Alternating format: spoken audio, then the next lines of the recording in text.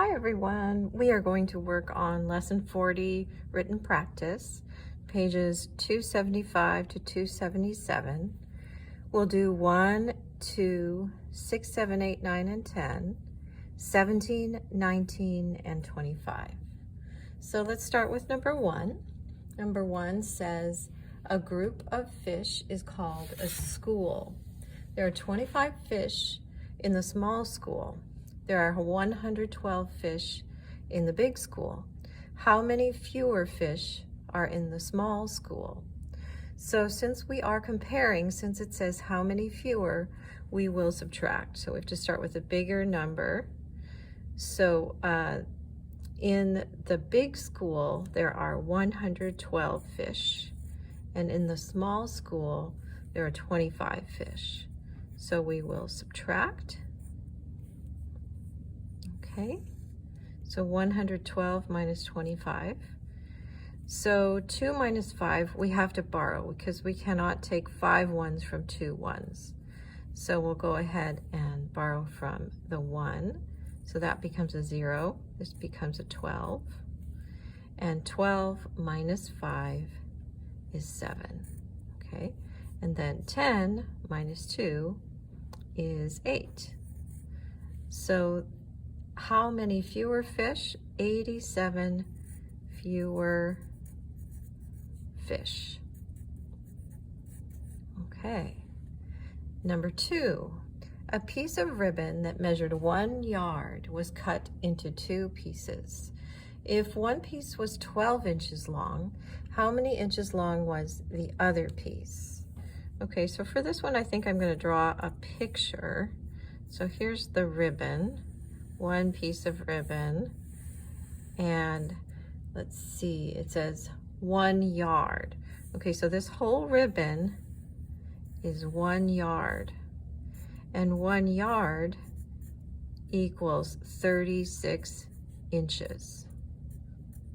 Okay, then it says it was cut into 2 pieces. If one piece was 12 inches long, so if we cut it right here, and this one is 12, they want to know, well, how much is this second piece?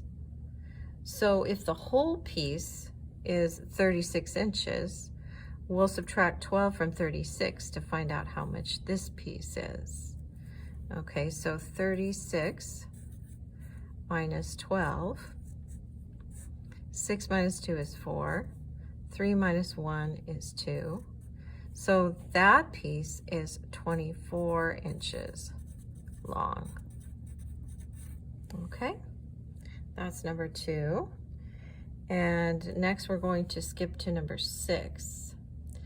Number 6 says, use a $ and a decimal point to write the value of $3, 2 quarters, 1 dime, and 2 nickels. Then write that amount of money using words. Okay, so again, I think I'm going to draw a picture so we can count the money. So let's see, we've got $3. So I'm going to do 3 $1 bills here. 1, 1, and 1. Okay, and then we have 2 quarters. So I think I'll draw 2 quarters, and that's 25 cents. Okay, and then it says 1 dime. So 1 dime is 10 cents, and 2 nickels. So 2 nickels, and nickels are 5 cents, and that will make it easier for us to count. Okay, so we have $3, $3.25, $3.50, $3.60, $3.65, $3.70. So to write that with a $ and a decimal point, you write $, $3, decimal point, and 70 cents. And to write that in words, we have to write $3.70. So we'll write $3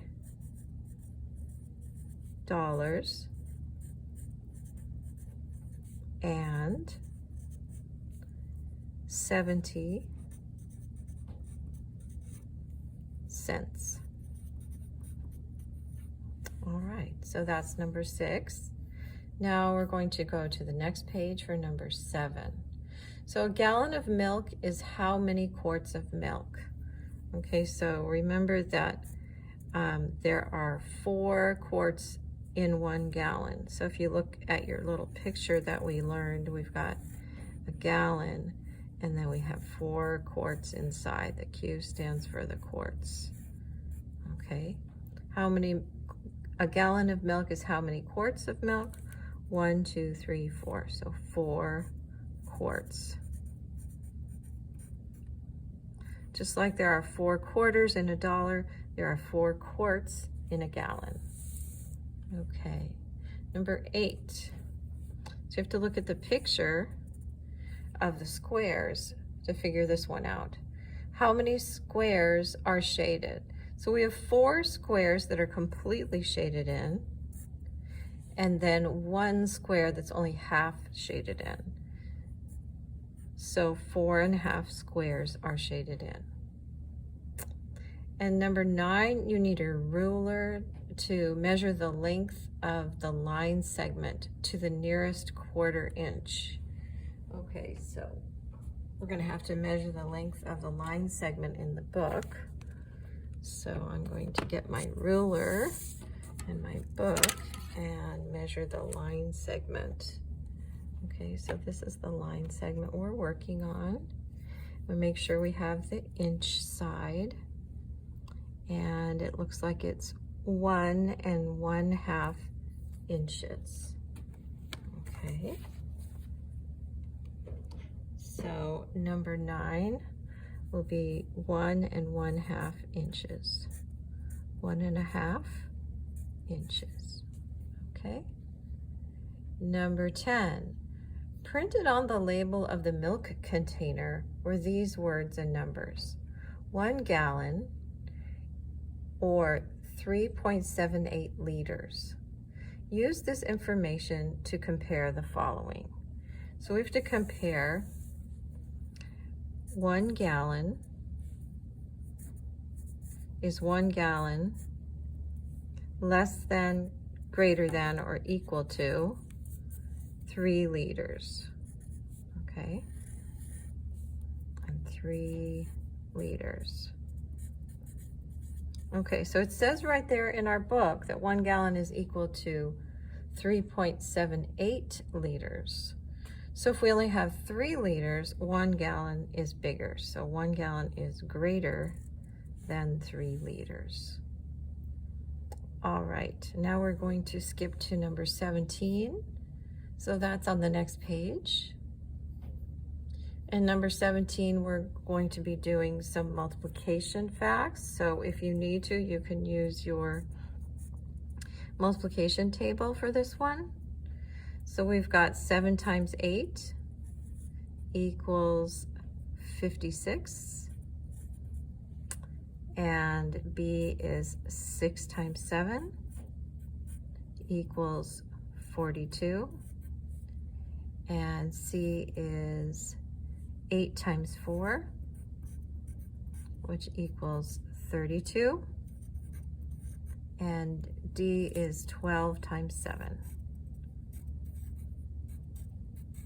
which equals 84. Okay, so those you are working on memorizing, and if you haven't got them memorized, you can use your multiplication chart.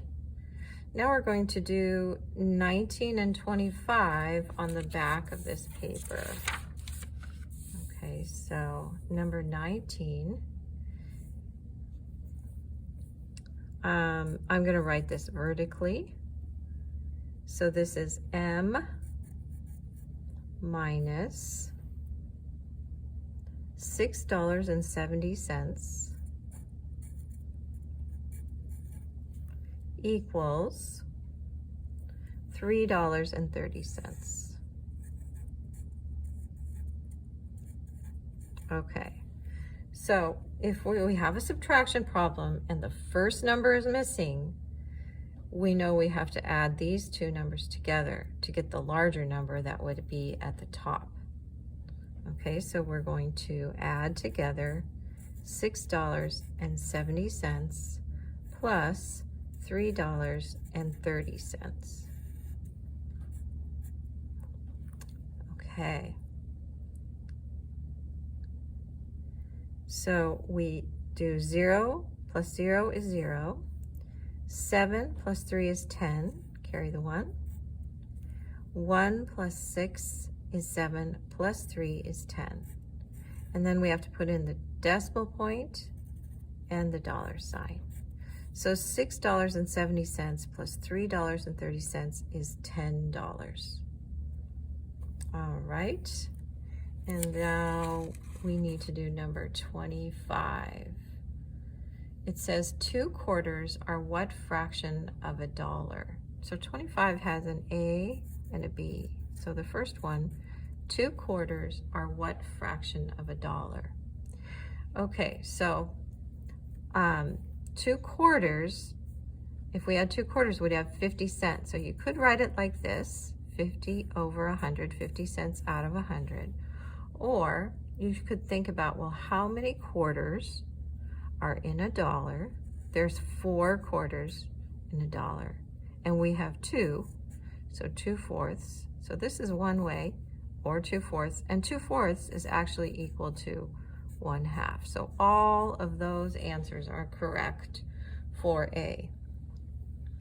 And then for B, it says write the value of 2 quarters using a dollar sign and a decimal point. Okay, so 50 out of 100, 50 hundredths. As a money amount, we write 50 cents like this. Dollar sign, 0, decimal point, and then the 50 cents. All right, that's the end of our written practice.